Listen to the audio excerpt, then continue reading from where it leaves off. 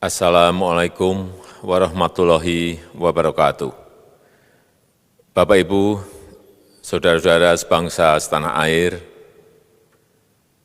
pagi tadi saya telah memimpin rapat terbatas secara virtual tentang Undang-Undang Cipta Kerja bersama jajaran pemerintah dan para gubernur. Dalam undang-undang tersebut terdapat 11 klaster yang secara umum bertujuan untuk melakukan reformasi struktural dan mempercepat transformasi ekonomi. Adapun klaster tersebut adalah urusan penyederhanaan perizinan, urusan persyaratan investasi, urusan ketenagakerjaan, urusan pengadaan lahan, urusan kemudahan berusaha, urusan dukungan riset dan inovasi, urusan administrasi pemerintahan, urusan pengenaan sanksi, urusan kemudahan pemberdayaan dan perlindungan UMKM, urusan investasi dan proyek pemerintah, serta urusan kawasan ekonomi. Dalam rapat terbatas tersebut, saya tegaskan mengapa kita membutuhkan Undang-Undang Cipta Kerja. Pertama, setiap tahun ada sekitar 2,9 juta penduduk usia kerja baru, anak muda yang masuk ke pasar kerja, sehingga kebutuhan atas lapangan kerja baru sangat-sangat mendesak. Apalagi di tengah pandemi, terdapat kurang lebih 6,9 juta pengangguran dan 3,5 juta pekerja terdampak pandemi COVID-19. Dan sebanyak 87% dari total penduduk bekerja memiliki tingkat pendidikan setingkat SMA ke bawah, di mana 39% berpendidikan sekolah dasar, sehingga perlu mendorong penciptaan lapangan kerja baru, khususnya di sektor padat karya. Jadi, Undang-Undang Cipta Kerja bertujuan untuk menyediakan lapangan kerja sebanyak-banyaknya bagi para pencari kerja serta para pengangguran. Kedua, dengan Undang-Undang Cipta Kerja akan memudahkan masyarakat, khususnya usaha mikro kecil, untuk membuka usaha baru. Regulasi yang tumpang tindih dan prosedur yang rumit dipangkas. Perizinan usaha untuk usaha mikro kecil (UMK) tidak diperlukan lagi, hanya pendaftaran saja. Sangat simpel. Pembentukan PT atau perseroan terbatas juga dipermudah. Tidak ada lagi pembatasan modal minimum.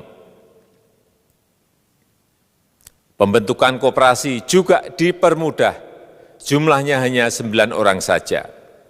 Koperasi sudah bisa dibentuk. Kita harapkan akan semakin banyak koperasi-koperasi di tanah air. UMK, usaha mikro kecil yang bergerak di sektor makanan dan minuman, sertifikasi halalnya dibiayai pemerintah, artinya gratis. Izin kapal nelayan penangkap ikan misalnya, hanya ke unit kerja Kementerian KKP saja. Kalau sebelumnya harus mengajukan ke Kementerian KKP, Kementerian Perhubungan, dan instansi-instansi yang lain. Sekarang ini cukup dari unit di Kementerian KKP saja.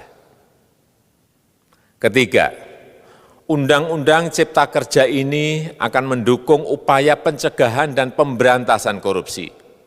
Ini jelas karena dengan menyederhanakan, dengan memotong, dengan mengintegrasikan ke dalam sistem perizinan secara elektronik, maka pungutan liar, pungli dapat dihilangkan.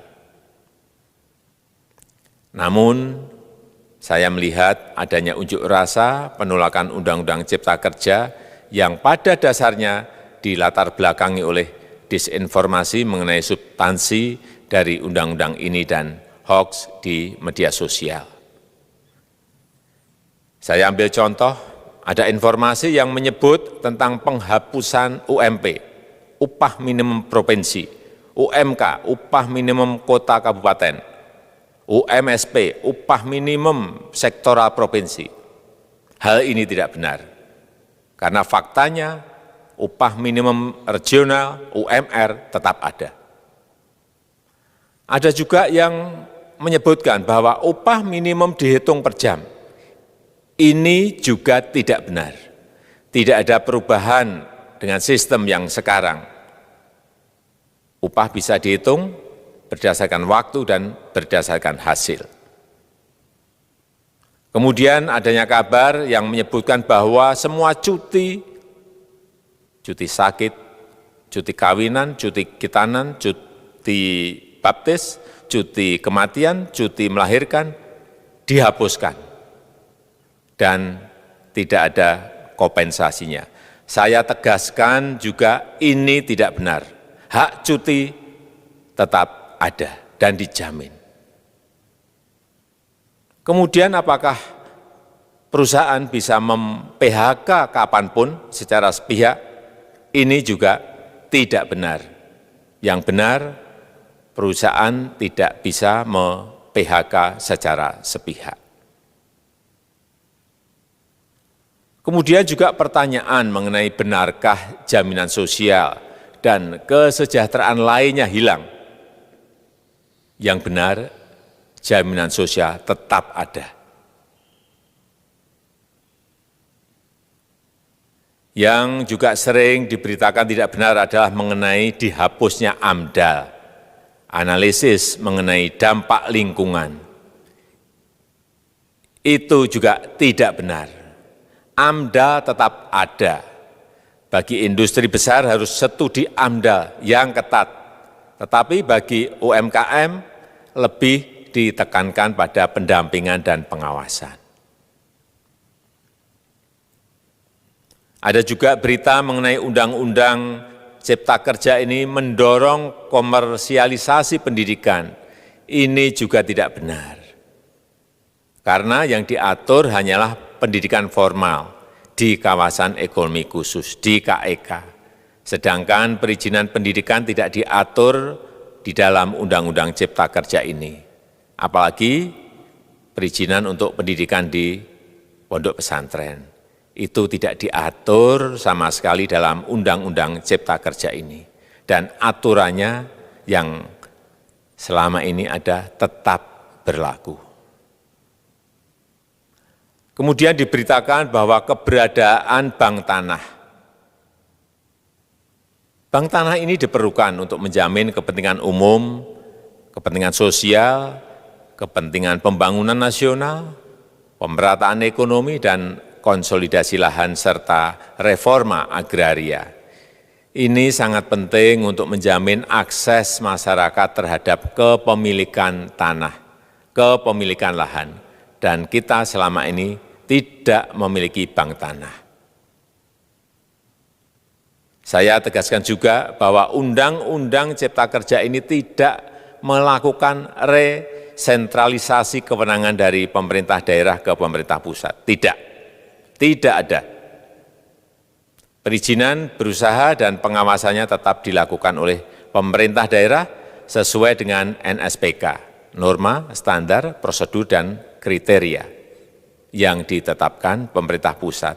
Ini agar dapat tercipta standar pelayanan yang baik di seluruh daerah, dan penetapan NSPK ini dapat nanti akan diatur di dalam PP atau peraturan pemerintah. Selain itu, kewenangan perizinan untuk non-perizinan berusaha tetap ada di Pemda, sehingga tidak ada perubahan. Bahkan kita melakukan penyederhanaan, melakukan standarisasi jenis dan prosedur berusaha di daerah. Dan perizinan berusaha di daerah diberikan batas waktu. Ini yang penting di sini. Jadi ada service level of agreement. Permohonan perizinan dianggap disetujui bila batas waktu telah terlewati. Saya perlu tegaskan pula bahwa Undang-Undang Cipta Kerja ini memerlukan banyak sekali peraturan pemerintah atau PP dan peraturan presiden atau Perpres. Jadi setelah ini akan muncul PP dan Perpres yang akan kita selesaikan paling lambat 3 bulan setelah diundangkan. Kita pemerintah membuka dan mengundang masukan-masukan dari masyarakat dan masih terbuka usulan-usulan dan masukan dari daerah-daerah. Pemerintah berkeyakinan melalui Undang-Undang Cipta Kerja ini jutaan pekerja dapat memperbaiki kehidupannya dan juga penghidupan bagi keluarga mereka. Dan kalau masih ada, jika masih ada ketidakpuasan terhadap Undang-Undang Cipta Kerja ini, silahkan mengajukan uji materi atau judicial review melalui MK, Mahkamah Konstitusi. Sistem ketatanegaraan kita memang mengatakan seperti itu. Jadi, kalau masih ada yang tidak puas dan menolak, silahkan diajukan uji materi ke MK. Saya rasa itu yang bisa saya sampaikan pada kesempatan yang baik ini. Terima kasih. Wassalamualaikum warahmatullahi wabarakatuh.